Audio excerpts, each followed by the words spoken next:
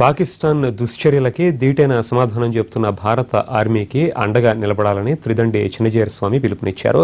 ఆర్మీకి అండగా ఉంటామని అన్ని మతాలు కులాలకు చెప్పాల్సిన అవసరం ఉంటున్నారు. ఎవరికి వారుగా ఈ విషయంలో స్పందించాలని కోరారు.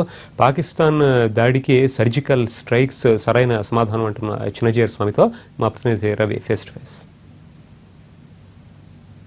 మంది భారతీయులం ఈరోజు గుండెలపై చేయి వేసుకొని హాయిగా నిద్రిస్తున్నామంటే కారణం బార్డర్లో సైనికుల పోరాటం, వాళ్ళ ఆత్మస్థైర్యం. అలాంటి సైనికులకు ఈరోజు దేశమంతా అండగా ఉండాలంటున్నారు జీయర్ స్వామి. ప్రస్తుతం అంటున్నారు స్వామి, ఈరోజు సమాజానికి కానీ భారతీయులకు కానీ మీరు ఇస్తున్నటువంటి సందేశం ఏంటి? కాల్లో ముళ్ళు దిగితే ఆ ముళ్ళని తీయడం మొదటి పని, ముళ్ళు లేకుండా నేలను సరిదిద్దుకోవడం రెండవ పని.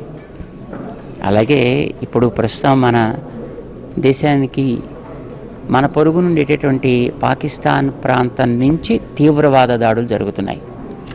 అది దేశం చేస్తుందా లేదా వారి యొక్క ప్రమేయం లేకుండా ఉగ్రవాదాలు చేస్తున్నాయా అనేది మనకి అవసరం కాదు.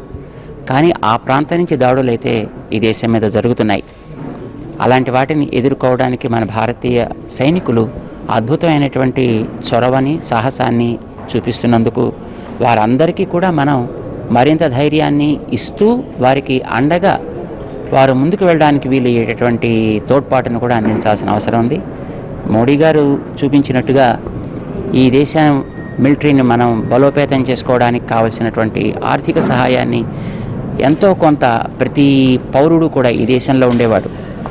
వాడి యొక్క బ్యాక్గ్రౌండ్ ఏమిటి అనేది మనకి అవసరం కాదు.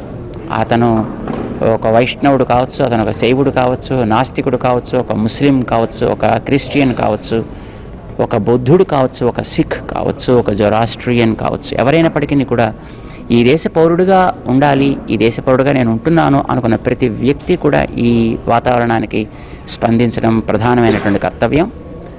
మన దేశం, మన రాజ్యాంగం, మన సైన్యం, మన యొక్క ఉనికి, వీటిని మనం జాగ్రత్తగా ఉంచుకోవడం అనేటువంటి ప్రతి వ్యక్తి యొక్క ప్రధాన బాధ్యతగా ఇలాంటి సమయంలో కూడా మనం గుర్తించలేకపోతే ఇక ఎప్పుడు కూడా దేవుడు మనని క్షమించడు.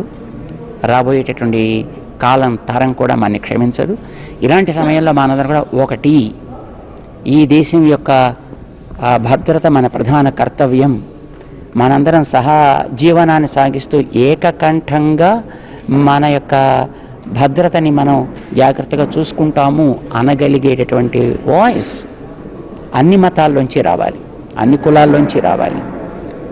అది మనందరం కలిసి చేద్దాం అని మేము అందరికీ కూడా ఈ సందర్భంగా పిలుపునిస్తున్నాం. భారతీయులంతా ముక్త కంఠంతో దేశానికి అటు సైనికులకు అండగా ఉండాలని చెప్తున్నారు స్వామీజీ. అదేవిధంగా ఈరోజు సైనికులకు కావచ్చు, లేకపోతే సైనిక సంక్షేమ నిధి ఏర్పాటు చేసిన సిండికేట్ బ్యాంక్ అకౌంట్కు కూడా ట్రస్ట్ ఆధ్వర్యంలో 10 లక్షల రూపాయలను కూడా డొనేట్ చేశారు. మొత్తంగా ప్రతి ఒక్కరు కూడా ఇప్పుడు వస్తున్నటువంటి దసరా, దీపావళి ఖర్చులో తాము కూడా కొద్దిగా తగ్గించుకొని ప్రతి ఒక్కరూ సైనికుల సంక్షేమానికి కృషి చేద్దామని చెప్పి పిలుపునిస్తున్నారు స్వామీజీ. కెమెరామెన్ లక్ష్మణ్తో రవి.